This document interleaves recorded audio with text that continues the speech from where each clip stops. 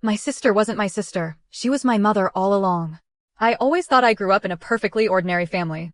My mom was strict but loving, the kind of woman who never let me get away with lying or skipping school, yet she always tucked me in at night and told me I was her little miracle. My older sister, Claire, was wild and rebellious, the complete opposite of me. She always had boyfriends, went to parties, and seemed more like a cousin I couldn't fully connect with rather than a sister. We had this strange tension, like she was watching me too closely, judging me in ways no sibling should. But I brushed it off. Families are complicated, right? As I grew older, little details started nagging at me. I noticed how Claire's friends would sometimes look at me oddly, whisper to each other, then go quiet when I walked into the room. Once, when I was about 13, one of her old classmates saw me at the grocery store with my grandmother and said, "Oh my God, she looks exactly like Claire when she was younger." My grandmother's face froze, and she quickly changed the subject, dragging me away like nothing happened. It wasn't until my 17th birthday that everything began to unravel.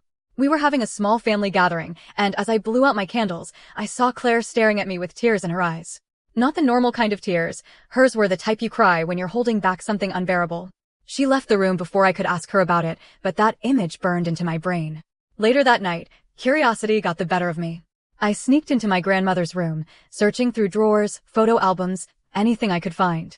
I found an old, hidden box buried under blankets in the closet. Inside were hospital documents, birth certificates, medical records.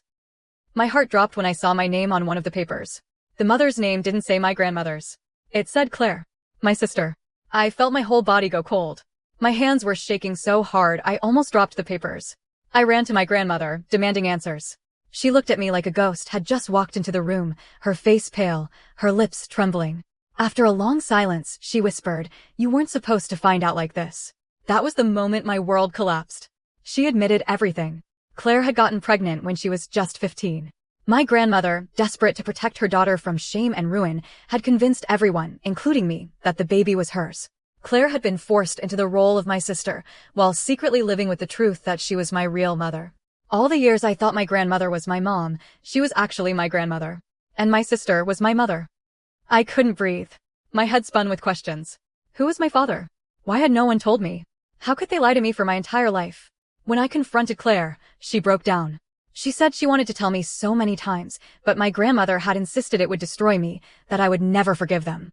She confessed she loved me more than anything, but she didn't know how to be both my mother and my sister. So she lived with the lie. I screamed at both of them. I told them my whole life was a fraud. My identity, my family, my trust, it was all stolen.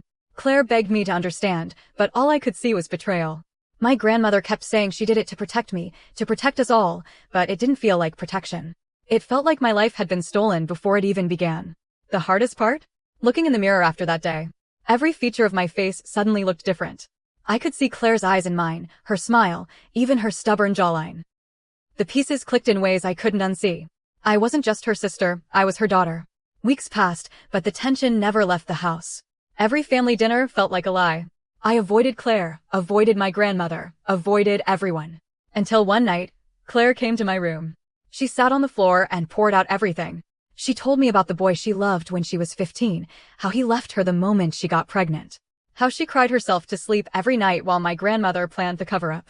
How she watched me grow up from the sidelines, aching to call me her daughter, aching to hug me like a mother, but being forced into silence.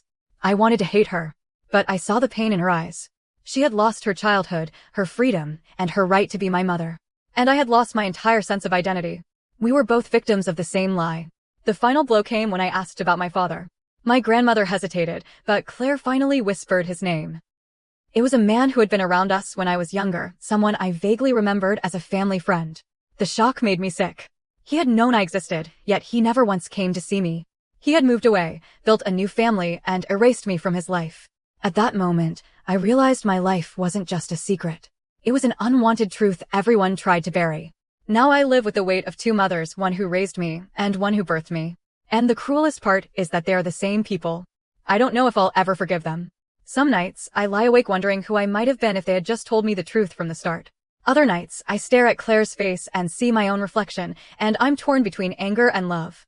Because no matter how much I want to deny it, the sister I grew up resenting was my mother all along.